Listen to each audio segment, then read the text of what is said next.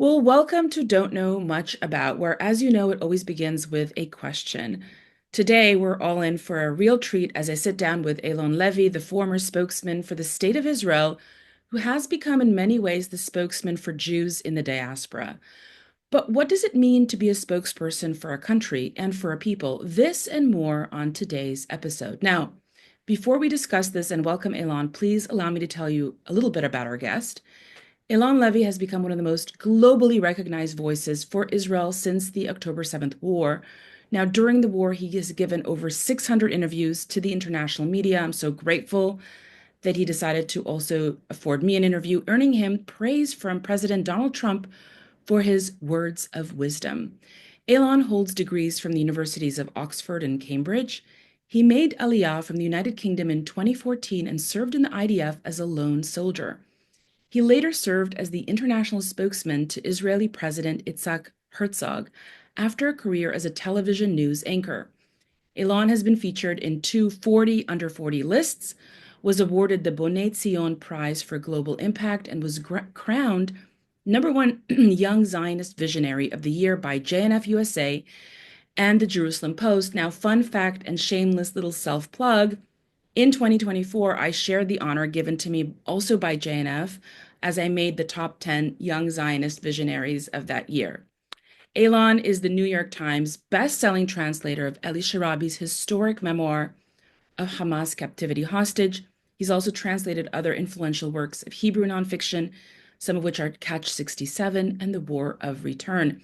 He now heads Spokes Office, a civil society initiative to advocate for Israel and the Jewish people in the international media. He's a regular panelist on Israeli primetime news and continues to use his voice of moral clarity on social media to advocate for Israel, the Jewish people, and truth. So, Eylon, welcome to Don't Know Much About. It's a great honor to speak with you today. Hello, Naya. A real pleasure, and thank you for the very kind introduction. Of course. So, I want to just get right straight to it. I want to ask you, what is the role of a spokesperson for a country? And do other countries also have a spokesperson? It's a good question because there are no countries like Israel that are required to justify not only their actions, but their existence 24/7, around the clock, under attack from every single direction. I was a spokesman for the Israeli government for a very brief period from about a week after the October 7th massacre, until I was unceremoniously forced to resign for political reasons only 5 months later. And it was a tumultuous period when I found myself really on the front lines making the case for Israel as it fought a war on seven fronts. And we were fighting, of course, not only to communicate details of the war in a way that perhaps the Pentagon spokesperson might communicate dry facts about the war against Islamic State or Al Qaeda. Israel was under a concerted disinformation assault that sought to paint the whole country as illegitimate. That is the meaning of the disinformation war that is being waged against Israel. It's a campaign to try to paint us as genocidal monsters in order to pave the way for this country's destruction. And so, together with the other spokespeople working out of the Prime Minister's office, our job was not only to help people understand the ins and outs of particular military actions, but to make a forceful moral case for Israel's right to defend itself when so many countries, right at the outset, didn't even shed crocodile tears and didn't even pay lip service to Israel's right to defend itself because for many in the international community and many international organizations, they don't think that Israel's committing crimes. They think that Israel is a crime. And if they think that Israel itself is illegitimate, they don't think it has a right to defend itself or protect its people. That raises another kind of corollary question that I have is, do you think that maybe by engaging in this kind of defense, it puts us further on the defense?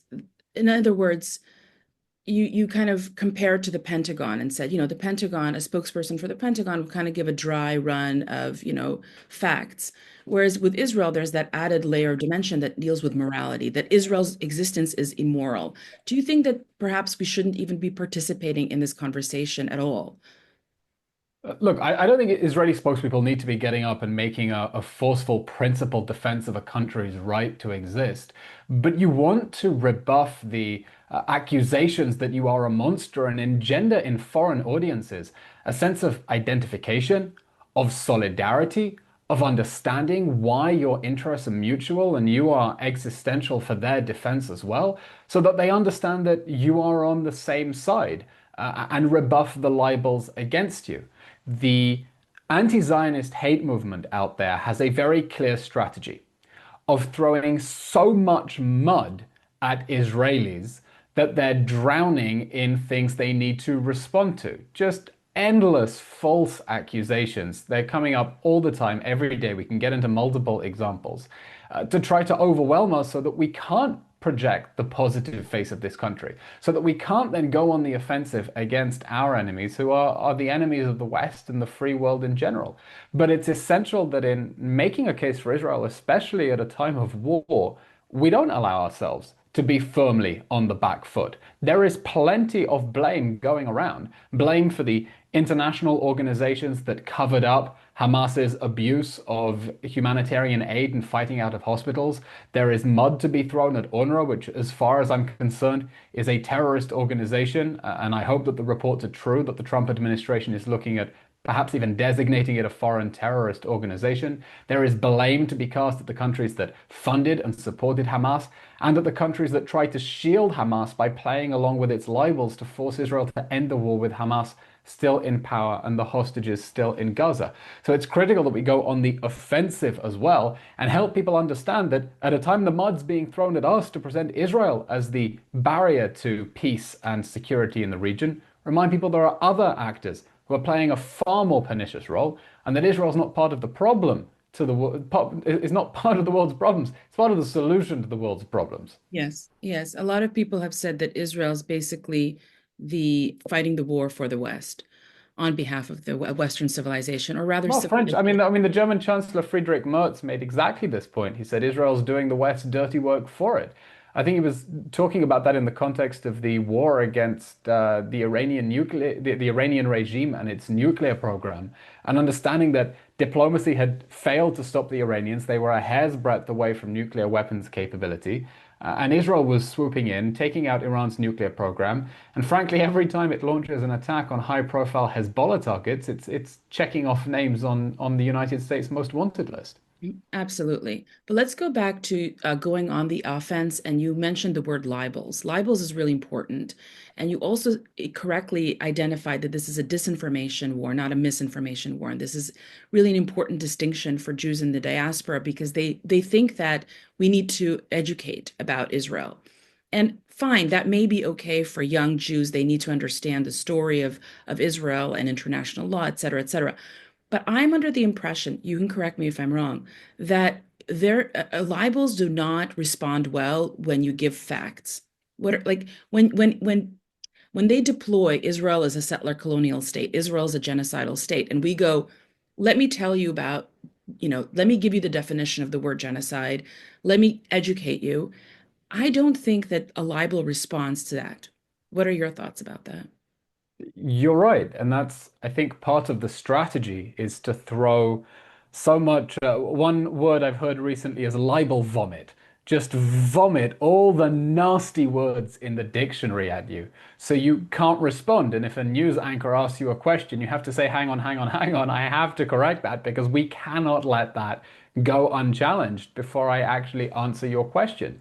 But I think there's a mistake that many people within the Jewish community make of thinking that we're engaged in a debate with adversaries, and that if you pull out enough facts and enough figures and enough historical dates, you can win that debate.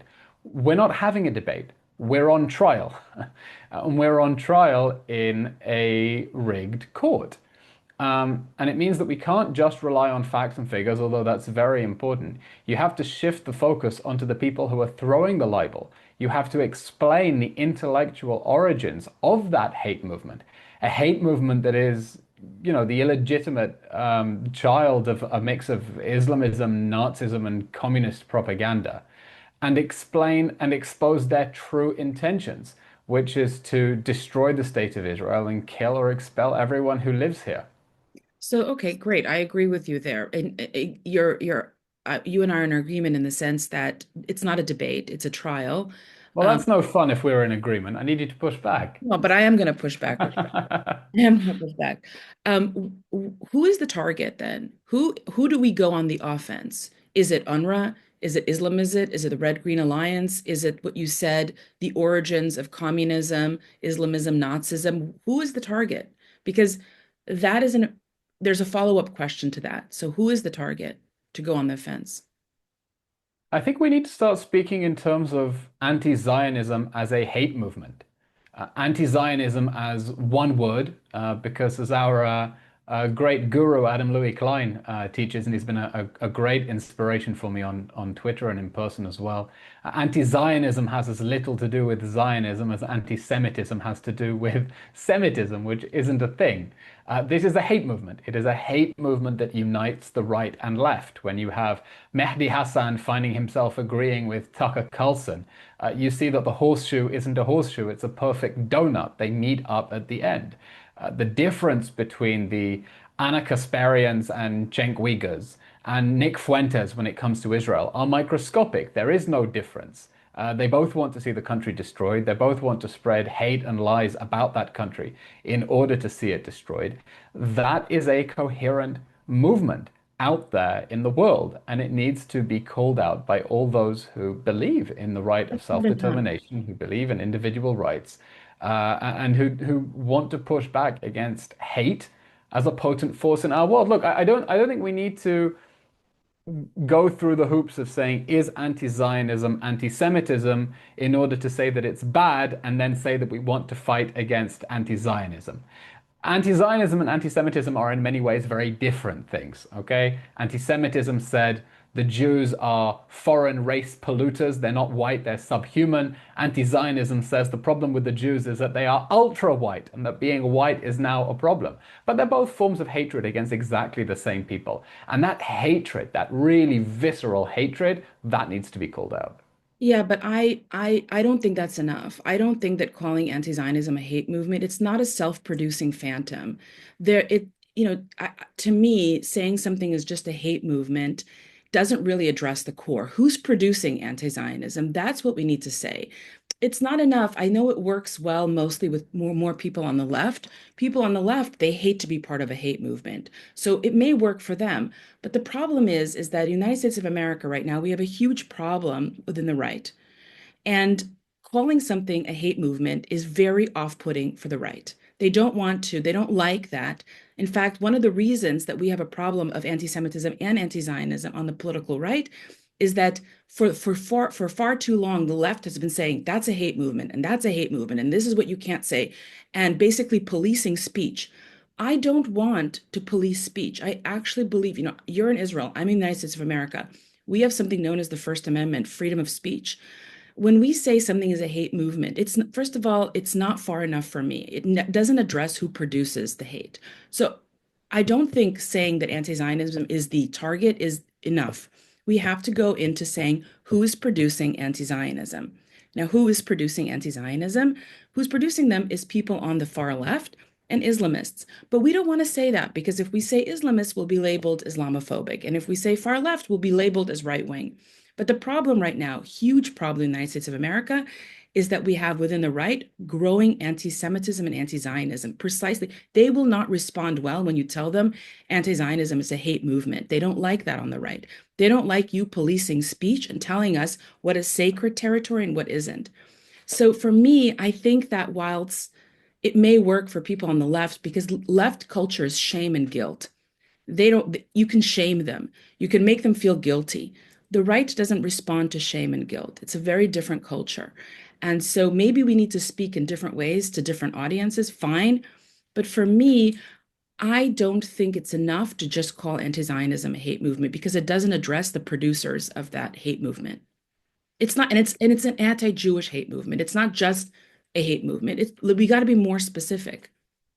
What do you Yeah, it's a very salient point, but I mean, if I would push back, I would say I don't think that it's a matter of left or right, because I think the far left and far right meet up at the fringes. I think that on the left, the far left, I don't think they're responsive necessarily to allegations that they're a hate movement because many of them will openly revel in that. There was a video I saw of that horrible peroxide Nazi Anna Kasparian a few months ago, um, spitting venom into the camera, saying, "I want to tell all Israelis you are hated. The whole world hates you." Yes. They own that hatred. They Because own it's a that hatred virtuous hatred, because it's a corollary of their righteous anger. righteous. And on the right as well, I think they can brush it off because I mean you saw Nick Fuentes' interview with Piers Morgan, who has discovered that platforming anti-Semites from left and right and putting a Jew in the middle is a tremendously successful business model, saying, yeah, he thinks Hitler was fucking cool.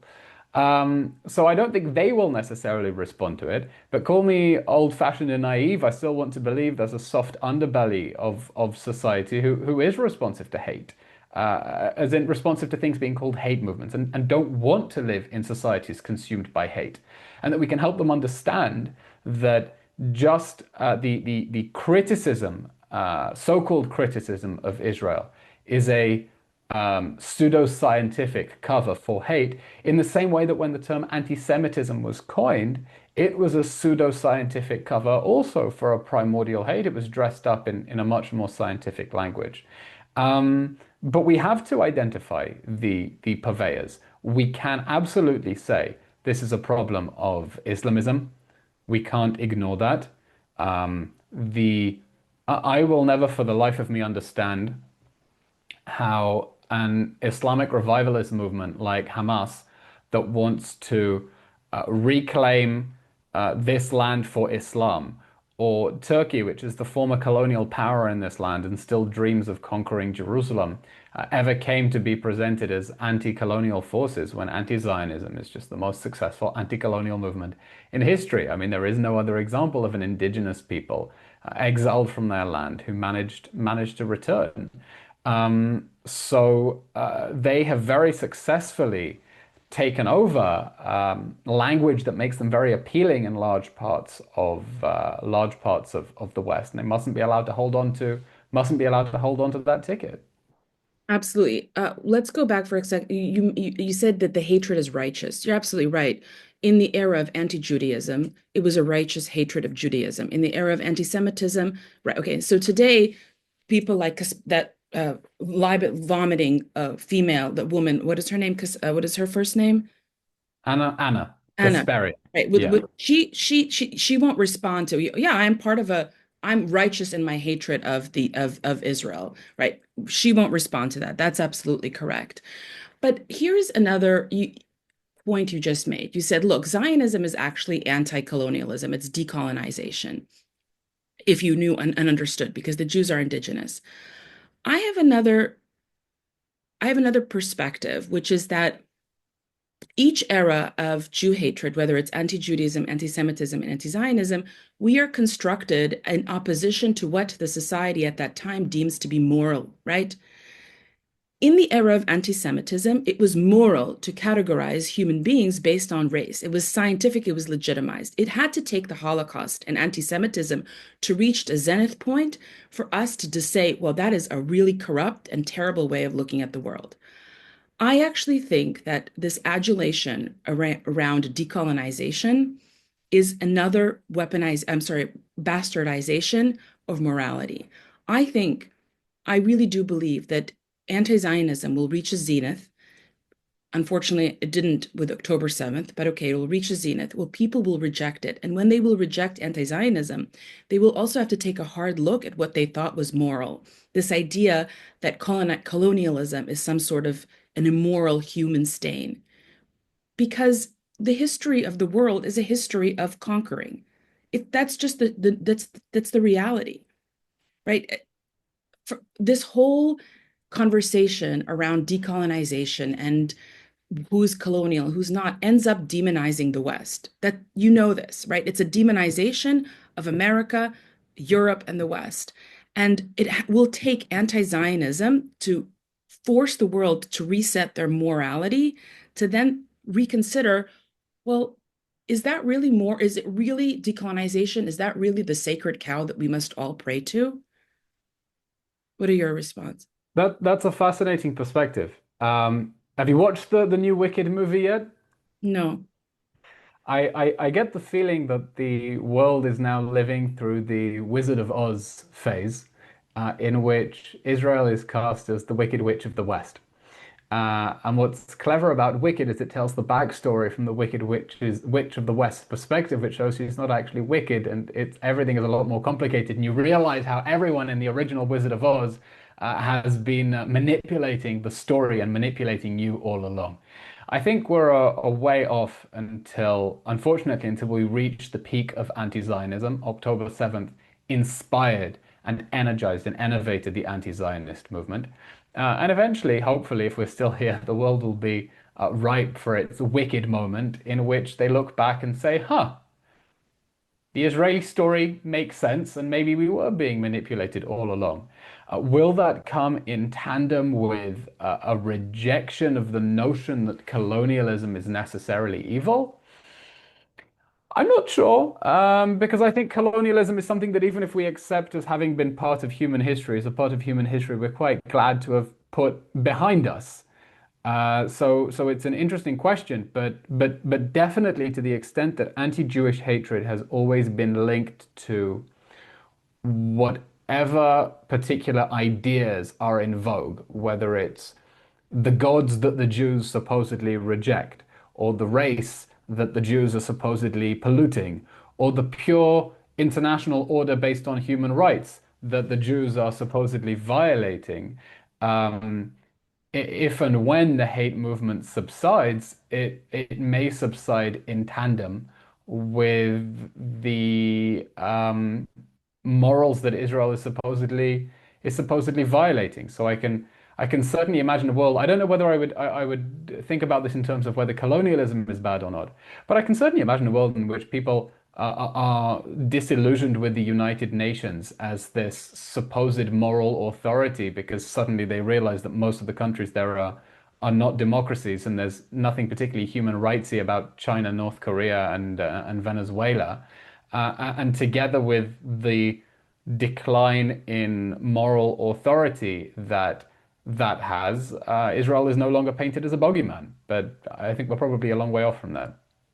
Okay. Well, uh, we probably are, but going back to my point, I do believe that in the West, the Jew forces the world to kind of work through their moral problems. And that is why we are always constructed in opposition to what the world deems to be moral. But I want to ask you another question, Well, which is, not the whole world. I mean, it's, you mentioned anti-Judaism before, which yeah. is, if anyone hasn't read Anti-Judaism by David Nirenberg, they absolutely must. I mean, he describes anti-Judaism as being one of the fundamental building blocks of the Western imagination. Yes. This hasn't necessarily been a Chinese tradition or an Indian one or an African one. This is very much and really not really within the Islamic world either. It's very much a Eurocentric Western notion. Yes, I agree. I agree. I said this to you too. I think this is a Western paradigm of the way that the world, when I say the world, I should have been more the world in the West thinks through their morality. Yes, Mhm. absolutely. So I want to move to a different point, which is I'm sure you are in a million WhatsApp groups. The Jews in the diaspora and these have you seen this? Oh my God, hour by hour, minute by minute. How do we save the Jewish world? Did you see this happening?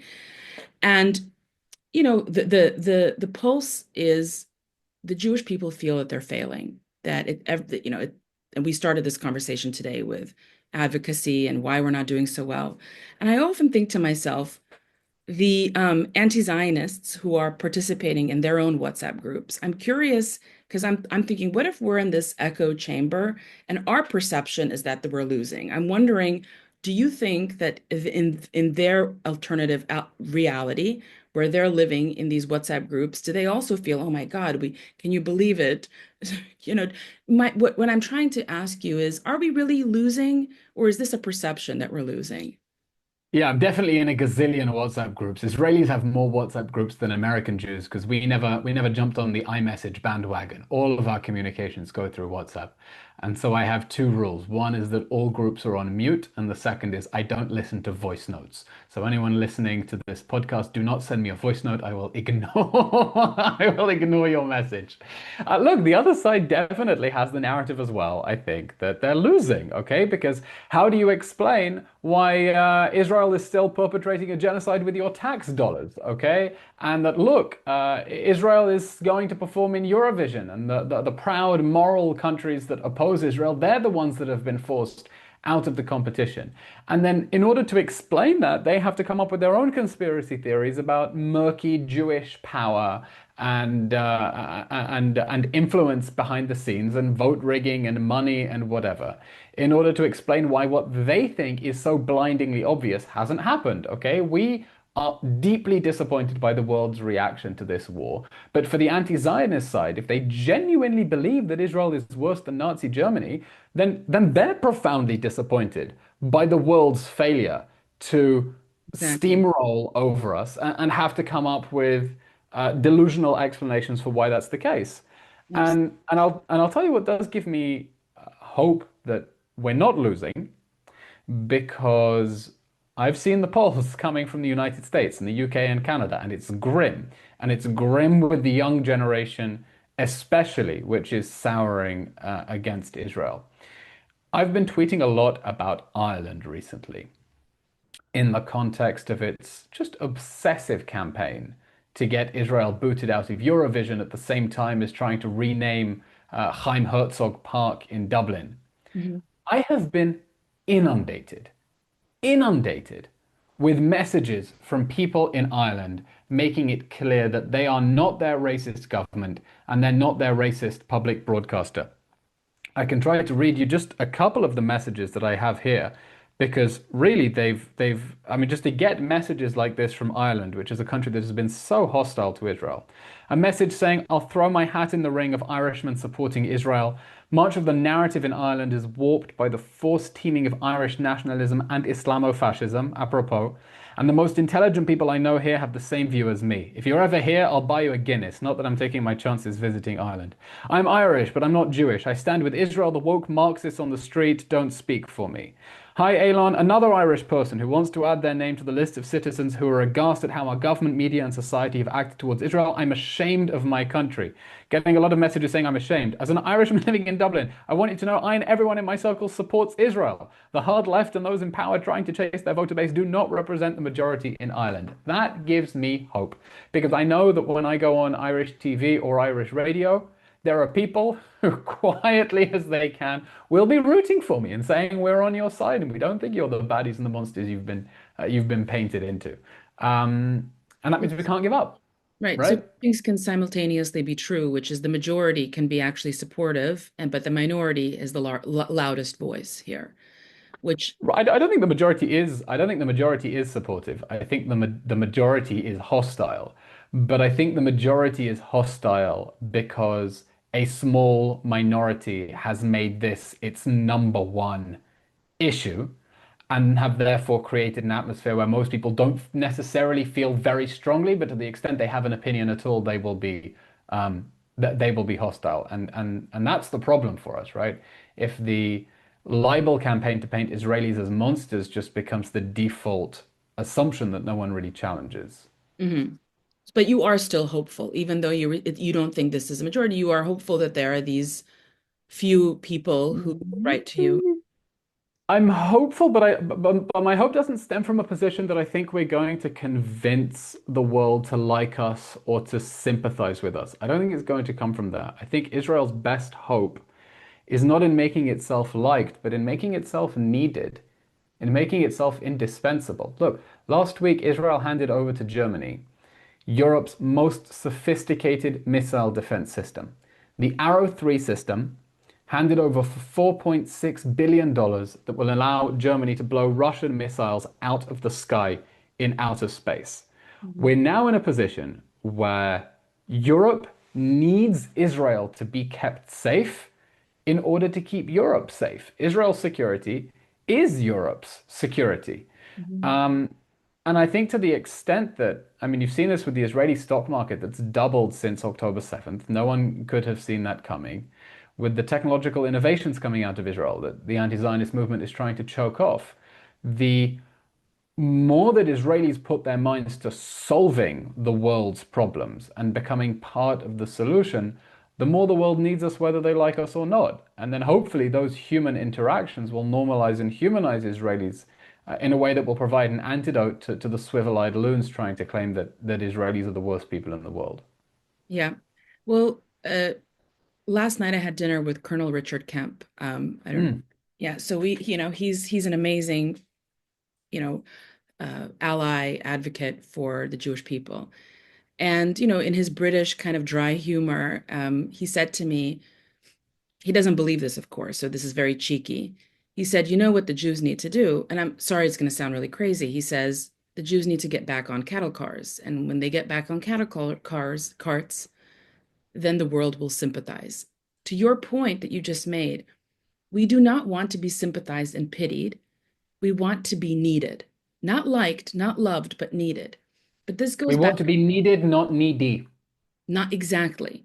So, Yep.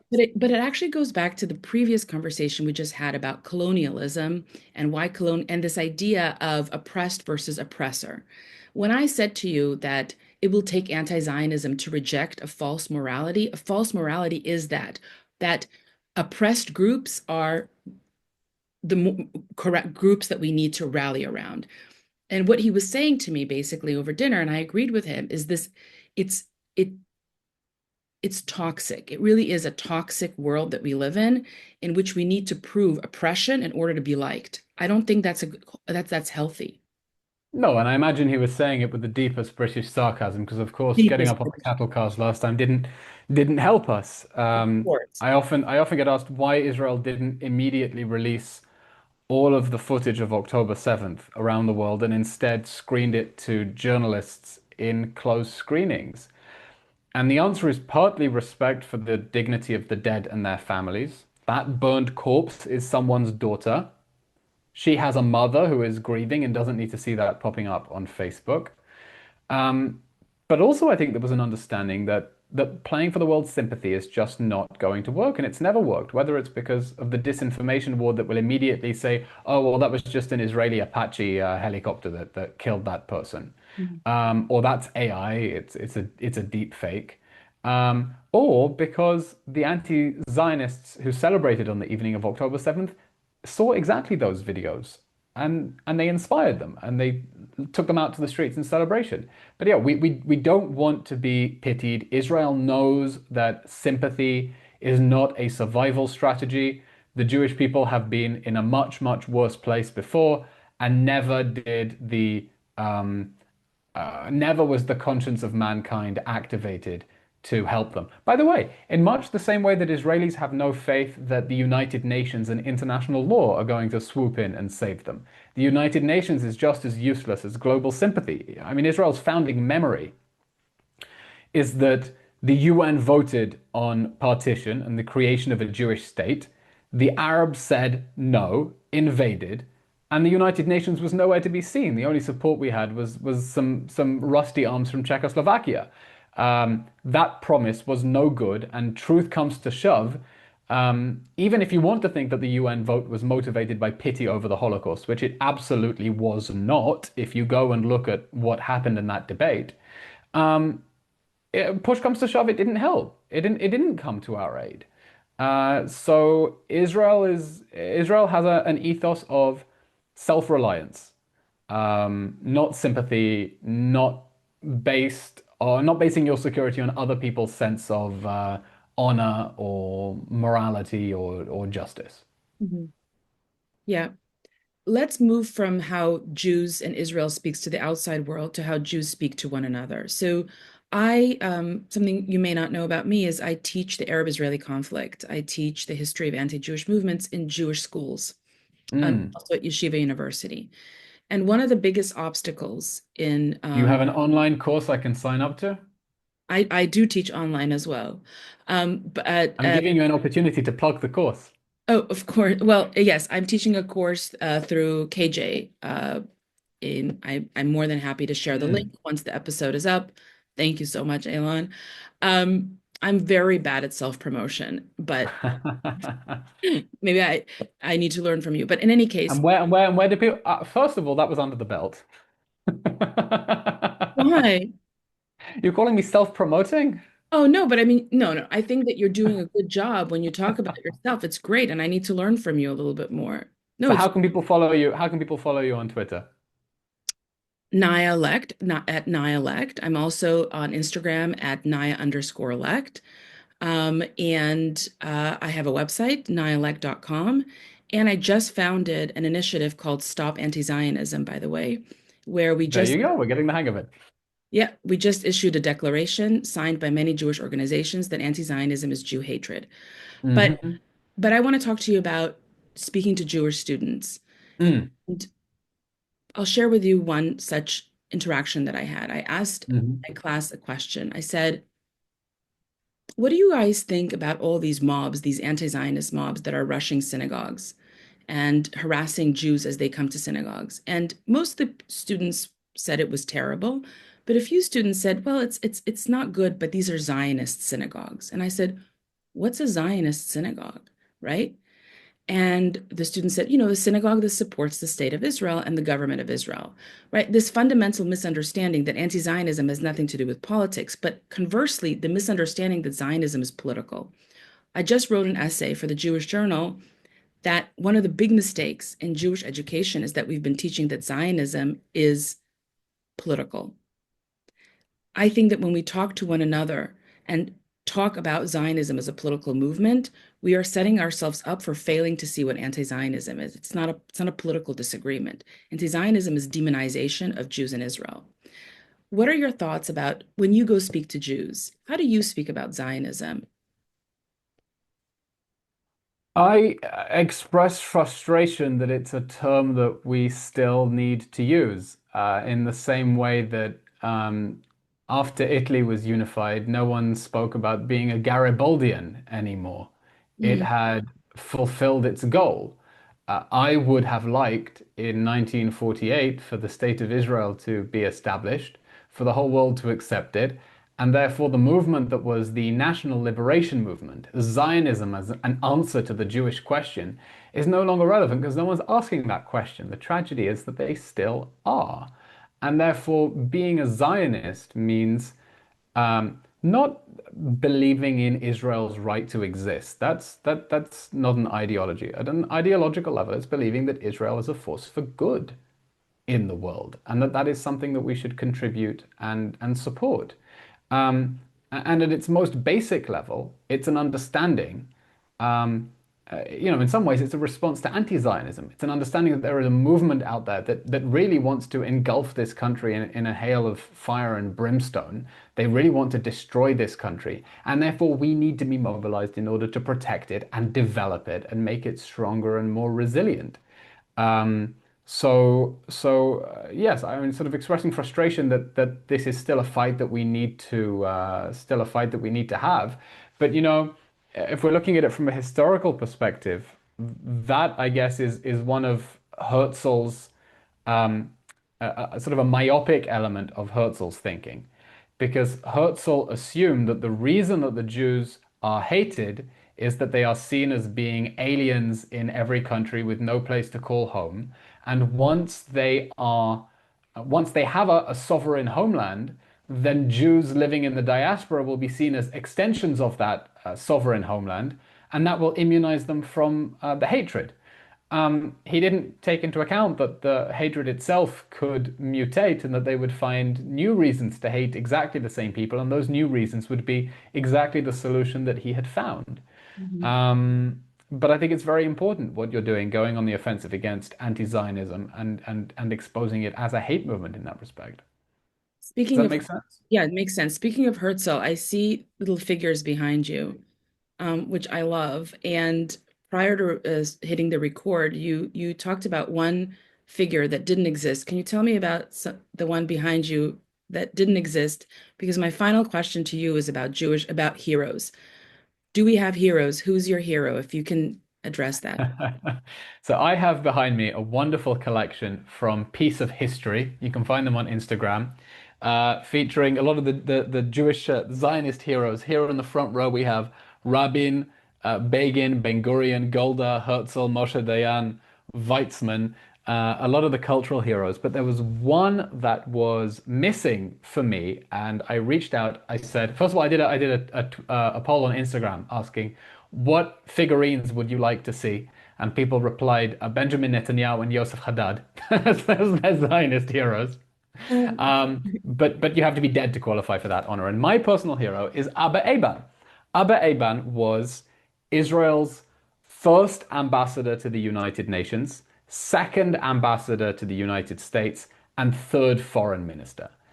And he was truly one of the greatest orators of the 20th century, not only in English, but in about a dozen languages that he spoke. He was perhaps the best prime minister we never had. There's a Golda Meir was once told that he was thinking of running for prime minister, and she joked of what country, because he was seen as being so foreign, as being this British diplomat of British origin. But for me, he's a personal hero because he made Aliyah from the UK. He could have had a very comfortable career pursuing law as a Cambridge graduate in the UK, moved to Israel, decided to throw his lot in with the Jewish people, and mounted the most extraordinary, eloquent, ad-libbed defenses of Israel at some of its most critical moments. So I reached out to Piece of History and said, "You're missing Abba Eban," and they made it especially at my request. And I have his collection of his books as well, including his book on heritage that I rescued from the Oxford Union Library. One day I went into the library and saw that it was on the books being discarded. And there it was with his signature from his visit, his autograph having visited in the 1980s. So Abba Eban, one of Israel's perhaps slightly forgotten heroes, although he was known at the time as the voice of Israel. And hopefully this little figurine will grace more people's souvenir collections. Absolutely. And as we wrap up, his life in many ways mirrors your own, and that you left also. I could dream. You left the UK and became a lone soldier. And just, something I learned yesterday, again, with my dinner with Richard, Colonel Kemp, is he covers the war with Ukraine and Russia. And he's told me that the Ukrainians, the young men, are basically abandoning and running, like leaving. They're not participating in the war. There's a huge attrition. And I remarked and I said, wow, whereas Jews are running to the war, we have this lone soldier. This isn't about who's bad or good, but I just thought that was just such a stark difference. I didn't realize that there were so many young Ukrainian men who are, I didn't know this, that he told me. Um, so again, this idea of Israel is the pulse of the Jewish people. Jews Yeah, going to, there's a grim joke. What do wars involving Russia and Ukraine and Israel have in common? Long lines for flights to Tel Aviv. long lines for flights to Tel Aviv. There was also a saying in the 1970s in Russia. I'm from the former Soviet Union, and the saying was, "A Jew is a mode of transportation," because Jews were the only ones who were at certain moments allowed to leave due to the pressure from the American Soviet Jews. Mm. And so if Hmm. you marry a Jew, because the Soviet Union was rotten, it wasn't just rotten to the Jews, it was rotten to everyone. It was So rotten to the core. exactly.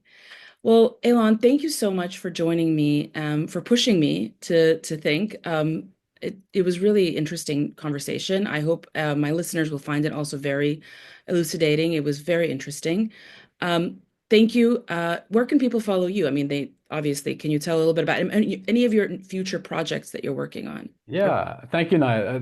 I enjoy these podcasts where I'm not being grilled, but I'm really brainstorming with someone and thinking out loud. And I think I've developed a few new perspectives. I'm active on social media, too much for my health, I think. You can find me at Eylon A Levy, Eylonalevy, mostly on Twitter and Instagram. I'm also on Facebook and TikTok. And I hope very soon in the next few weeks to be relaunching my old podcast. It was State of a Nation. It's been on hiatus. It's going to be completely rebranded now. So follow me on social media, watch this space, and there's going to be a little bit more competition in the Jewish podcast world. Ooh, okay. Love it. Well, thank you so much. Thank you for tuning in. Until next time. Thank you.